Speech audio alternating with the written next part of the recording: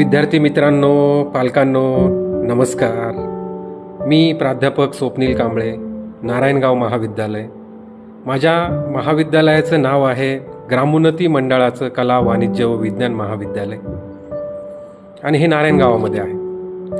खरं तर खूप दिवसापासून एक विचार येतोय मनात.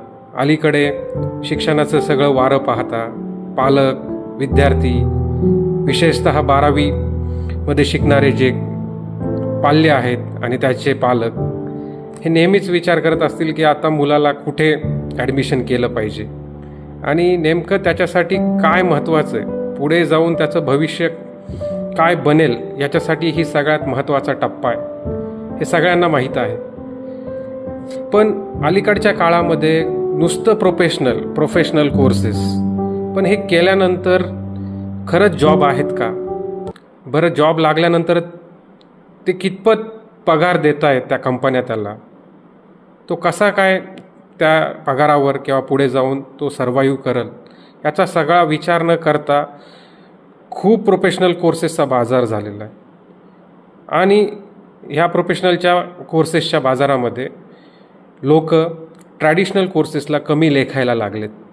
मग याच संदर्भात मला एक विचार आला आणि त्याच्याबद्दल एक कविताच मी लिहिली, ती तुमच्यासमोर सादर करत आहे. त्या कवितेचे बोल आहेत: लय झालं प्रोफेशनल, आता पुन्हा एकदा पारंपरिक पायाकडे वळूया. भरती करण्याआधी एकदा पाया तपासूया. तो कच्चा तर नाही ना, डगमगणारा तर नाही ना, दूध का दूध आणि पाणी का पाणी होऊ द्या. लय झालं प्रोफेशनल आता. आज आधुनिक तंत्रज्ञान आणि नवीन शाखांचा गजर होत असला तरी त्यांची माय कोण आहे हे सर्वांना माहिती होऊ द्या. खूप दिवस प्रोफेशनलच्या नावाखाली लोकांना दिशाभूल झाली. आता पुन्हा एकदा पारंपरिक शिक्षणाची ताकद ओळखूया. ट्रॅडिशनलला प्राधान्य देऊन प्रोफेशनलचा जोडधंदा करूया. आता लय झालं प्रोफेशनलच्या मागे लागून ट्रॅडिशनलला विसरता कामा नये.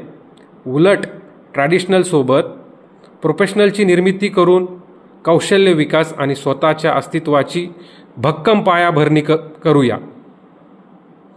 चला तर मग ट्रॅडिशनल कोर्सेस करून खऱ्या अर्थाने प्रोफेशनल बनूया.